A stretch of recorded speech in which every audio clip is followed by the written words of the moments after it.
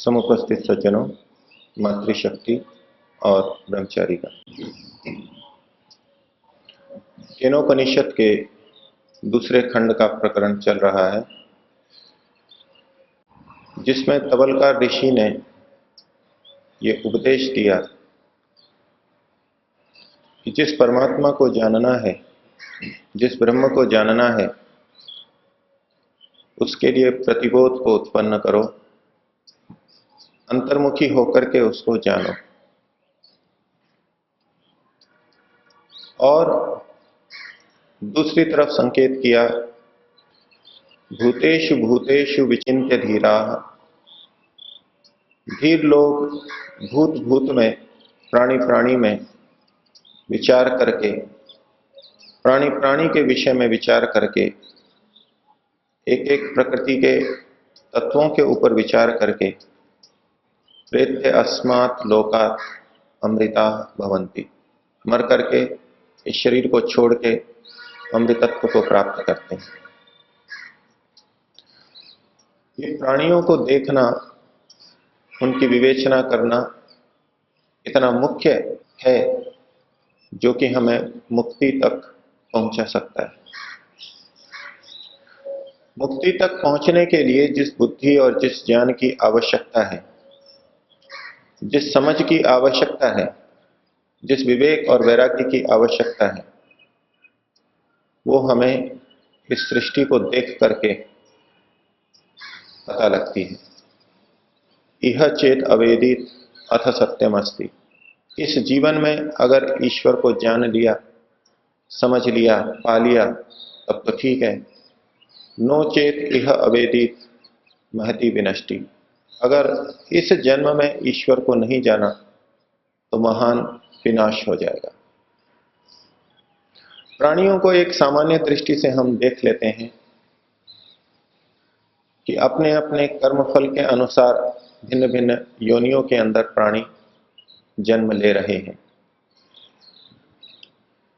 और इससे आगे हम सोचें कि मनुष्य इस धरती पर इतने कम हैं, अन्य जीव जंतु प्राणी वनस्पति जो कि सजीव शरीर हैं, उतनी ही आत्माएं वहां विद्यमान हैं, वो तुलना में, अनुपात में बहुत अधिक है। वहां भी उसी तरह की आत्मा है जैसी कि हमारी अपनी आत्मा है। तो आखिर ये ऐसा क्यों हो गया कि इतने प्राणी इन विभिन्न योनियों के अंदर विद्यमान हैं और मात्र कुछ आत्माएं ही मनुष्य शरीर के अंदर विद्यमान हैं? प्रश्न उठता है कि ऐसा क्या कर दिया इन प्राणियों ने जो इतने वर्षों तक लगातार वहां विद्यमान है। ये बड़ी लंबी पंक्ति लगी हुई है मनुष्य जन्म को पाने के लिए। कर्मफल भोगते भोगते जब पाप पुण्य की तुल्यता होगी तो मनुष्य शरीर मिलेगा। भूतेषु भूतेषु विचिन्त्य, उन प्राणियों को वहां देख करके वो विचार रहा है कि आखिर ऐसा क्यों हो गया। कर्म योनि केवल मनुष्य योनि है और मनुष्य का शरीर 50, 75, 100 साल आज चल पाता है। सतयुग की भी लगाएं तो अधिक से अधिक मानव की आयु 400 वर्ष स्वीकार की गई है। इस अनंत काल तक, इसने लंबे काल तक इतर योनियों में प्राणी भटक रहे हैं, उसकी दृष्टि से 400 साल भी बहुत कम है। अरबों खरबों वर्षों तक, न जाने कितने सृष्टि और प्रलय तक ये जीव इन्हीं योनियों के अंदर भटक रहे हैं, वहीं भोग रहे हैं, उनको मनुष्य जीवन का अवसर ही नहीं मिल रहा है। तो आखिर उन्होंने इस कर्म योनि मनुष्य शरीर में ऐसा क्या कर दिया कि उधर भी वो विद्यमान है।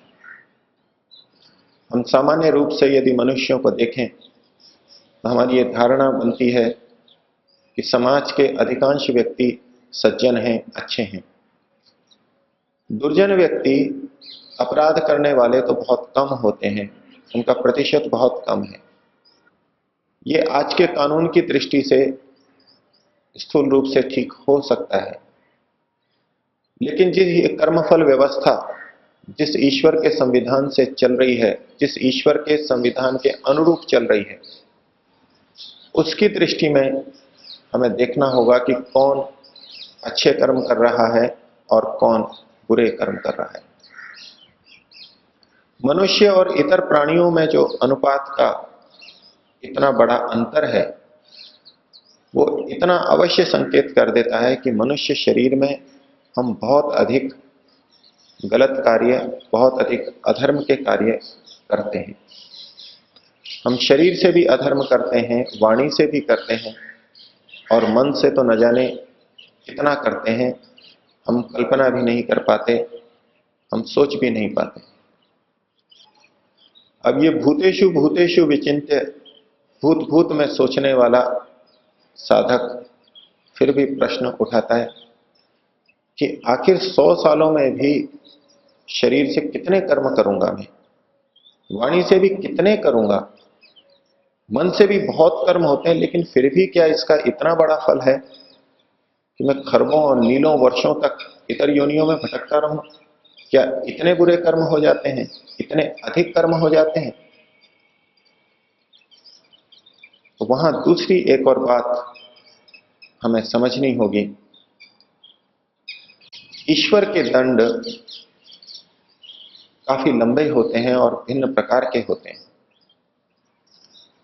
हम ये सोचते हैं कि हमने ये छोटा सा बुरा काम किया है, लेकिन उसका फल कितना लंबा और कितने समय तक होगा, इसकी हम कल्पना नहीं कर पाते।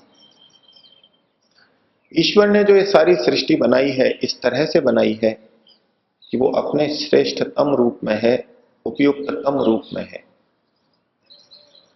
एक जीव का जीवन दूसरे जीव के आधार पर चल रहा है, चाहे वनस्पति हो, चाहे जीव जंतु हो, और चाहे मनुष्य हो, पशु पक्षी हो, जलचर हो, थलचर हो, सबका जीवन दूसरों के ऊपर निर्भर है।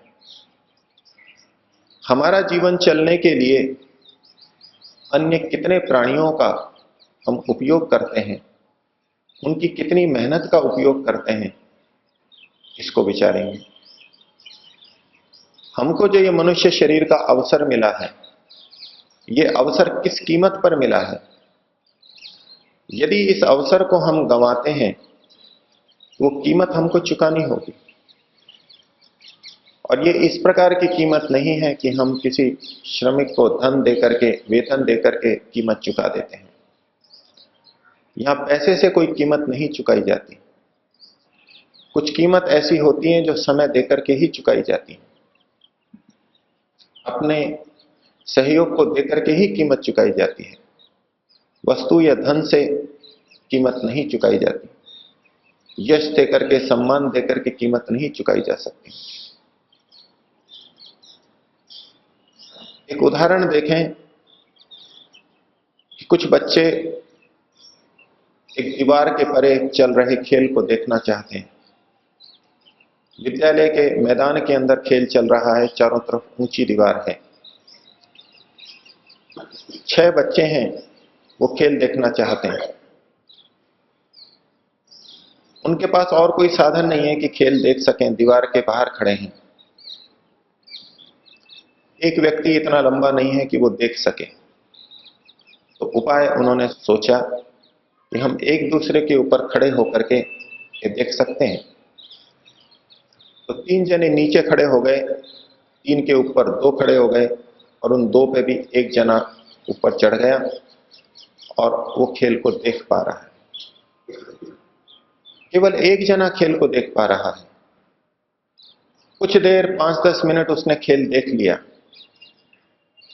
अब आगे की व्यवस्था क्या होगी? वो नीचे आएगा, वो खड़ा रहेगा और बाकी के जो 5 हैं जब तक वो देखेंगे तब तक वो नीचे खड़ा हुआ अपना कंधा देगा। परस्पर इसी प्रकार का सहयोग करके उस खेल को देख सकते हैं।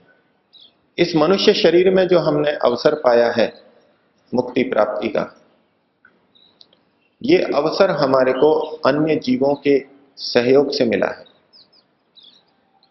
और इस मनुष्य जन्म में आने से पहले हमने भी बहुत से मनुष्यों को मुक्ति प्राप्ति करने के लिए सहयोग प्रदान किया है। करोड़ों अरबों वर्षों तक हमने भी किया है और आज हमको दूसरों का सहयोग मिल रहा है। हमको कितना सहयोग मिलता है? हम अपना ये छोटा सा एक दिन चलाने के लिए भोजन करते हैं। हम अगर 250 ग्राम गेहूं खाते हैं तो 250 ग्राम गेहूं कितने गेहूं के पौधों से निकल करके आता है? एक एक पौधे में एक एक आत्मा विद्यमान था और उस आत्मा ने जब तक वो पौधा रहा, 2.5 या 3 महीने की फसल थी, तब तक अपना समय गेहूं बनाने के लिए दिया है, केवल कुछ बालियां बनाने के लिए।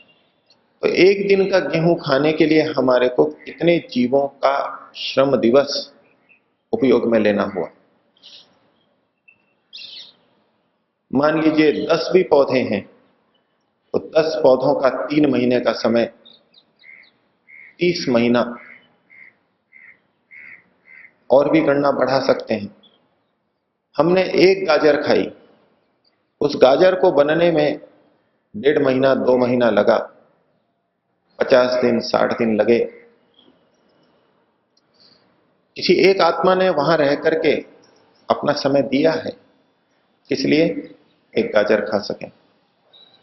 उसका अपना कर्मफल है, वो वहां चल रहा है, लेकिन उसके साथ साथ हमारे को भी समय मिला है। हम एक गन्ना चूसते हैं, वो इस एक गन्ने को बनने के लिए 1 साल लगा है। एक आत्मा वहां पर विद्यमान रहा है। एक कीमत हम कब चुकाएंगे, कैसे चुकाएंगे? ईश्वर के यहां कोई ऐसी व्यवस्था नहीं है कि हम धन देकर के इस कीमत को चुका सकें, इस समय की कीमत को चुका सकें। इसके लिए तो हमको ही वहां पर समय देना होगा। और यही कारण है कि ईश्वर के जो दंड हैं वो बहुत लंबे होते हैं, बहुत अधिक लंबे होते हैं। हम दूध पीते हैं, एक गाय का उपयोग करते हैं, और वो गाय भी दूध बनाने के लिए कितने पौधों को खाती है, कितनी घास खाती है। उन जीवों का सहयोग गाय को मिल रहा है। और उस गाय के पेट में चारे को पचाने के लिए जो लाखों सूक्ष्म जीव हैं, उनका जीवन भी उस गाय के दूध के बनने के लिए है। आप कल्पना करते जाइए, थोड़ी सी दाल हम खाते हैं, दाल के एक पौधे में उसकी जड़ों के अंदर छोटे छोटे सूक्ष्म कीट होते हैं, उनकी गांठों के अंदर वो वायुमंडल के नाइट्रोजन को नाइट्रेट में बदलते हैं और उससे फिर प्रोटीन बनता है। वो दाल का एक पौधा, एक आत्मा वहां नहीं है, वहां और हजारों लाखों सूक्ष्म कीट उसकी जड़ के अंदर बैठे हैं जो सतत सेवा कर रहे हैं।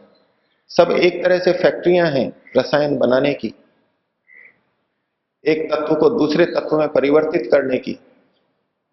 इसलिए ये सारा का सारा, इसलिए कि कुछ दाल बन सके, कुछ अन्य जीवों को उपयोग मिल सके, मनुष्य को उपयोग मिल सके। तो हम इस कीमत के ऊपर अपना ये मनुष्य जीवन चला पा रहे हैं, इसको अगर देखें तो ईश्वर के यहां तो यही विधान है। अगर हमने इस अवसर को उपयोग में ले लिया तब तो ठीक है, हम मुक्ति में चले जाएंगे। अब हमारे लिए उसको चुकाने की आवश्यकता नहीं है। लेकिन अगर हमने इस अवसर को खो दिया तो फिर हमको उसी तरह वर्षों तक गन्ने के अंदर रह करके दूसरे के लिए मीठा रस उत्पन्न करना होगा। वर्षों तक हमको दाल के पौधे के अंदर रह करके उसके लिए कुछ थोड़ा सा प्रोटीन बनाना होगा। मनुष्यों के लिए दूध पैदा करना होगा। गाय के आमाशय में रह करके उसके चारे को पचाना होगा, गलाना होगा, और इसी तरह न जाने क्या क्या हमको कितने वर्षों तक करना होगा। तो यहां कीमत केवल समय देकर के चुकाई जाती है। इसलिए ऋषि कह रहे हैं भूतेषु भूतेषु विचिन्त्य, इन भूत भूत प्राणियों में देख करके आपको पता लगेगा कि यह चेत अवेदित अथ सत्यम अस्ति। इस जन्म में अगर ईश्वर को पा लिया तो ठीक है, क्योंकि एक लंबे समय तक मुक्ति के अंदर हम रहेंगे। और अगर इस जन्म में नहीं गए तो फिर हमको इस सेवा का शुल्क, इस सेवा की पूर्ति समय के रूप में सेवा देकर के ही करनी पड़ेगी। एक कहानी समाज के अंदर प्रचलित है। एक राजा ने एक लकड़हारे पर खुश होकर के उसे चंदन का जंगल दे दिया। वो पहले जंगल से लकड़ियां काट करके कोयले बना करके बेचा करता था। राजा तो बाग दे करके चला गया। कुछ महीनों के बाद में उधर से गुजरा। उसने सोचा कि अब तो वो बड़ा धनवान हो गया होगा, लेकिन उसने देखा वो उसी प्रकार से चंदन को काट करके कोयला बना करके बेच रहा था। ये लकड़हारे की उस कोयले बनाने वाले की दृष्टि है कि उसे लाभ हो रहा है, उसकी दृष्टि है। वो ऐसा नहीं सोच रहा कि मेरा कोई विनाश हो गया है। उसको तो लाभ ही दिख रहा है, उसका तो जीवन चल रहा है, उसको तो दो रोटी मिल रही है। लेकिन राजा की दृष्टि में या समझदार व्यक्ति की दृष्टि में देखें तो उसने अपना विनाश कर लिया। तो उसी दृष्टि से ऋषि कह रहे हैं, हम ये समझते हैं कि हमने जीवन में बहुत कुछ पा लिया है, कुछ भौतिक साधनों की उपलब्धि कर ली है, कुछ भौतिक सुखों को भोग लिया है। ये कोयले बेचने जैसी उपलब्धि है। ये मनुष्य जीवन तो उस परम पिता परमात्मा को पाने के लिए, उसके आनंद के लिए मिला था, और अगर वो हमको नहीं मिला, ये हमारा विनाश ही है। ये महती विनष्टि है, महान विनाश है। इसी बोध को ऋषि देना चाहते हैं। भूतेषु भूतेषु विचिन्त्य धीरा, एक एक प्राणी में विचार करो क्या स्थिति है, क्यों है, और इसके बाद में जो समझ पैदा होगी वो समझ उचित विवेक की होगी, उचित ज्ञान की होगी, उचित वैराग्य की होगी, और उससे हम परमात्मा को पा सकेंगे। और तब हमारा भी विचार यही होगा, दूसरों को भी हम यही कह सकेंगे, यह चेत अवेदित अथ सत्यम अस्ति। इस जन्म में ईश्वर को पा लिया तो ठीक है, नो चेत यह अवेदित महती विनष्टि। ईश्वर को अगर नहीं पाया तो ये महान विनाश होगा। ईश्वर से प्रार्थना करेंगे कि हमारे अंदर संसार को देखने की प्रवृत्ति बने, उसके पीछे छिपे नियम कारणों को हम जानें, और उससे एक समझ विवेक हमारे अंदर पैदा हो, वैराग्य पैदा हो, और उसके बल पर हम इन संसाधनों का उचित उपयोग करते हुए, इनसे निर्लिप्त रहते हुए अनंत परमात्मा, आनंद स्वरूप परमात्मा को पा सकें। 3 बार ओम का उच्चारण। ओ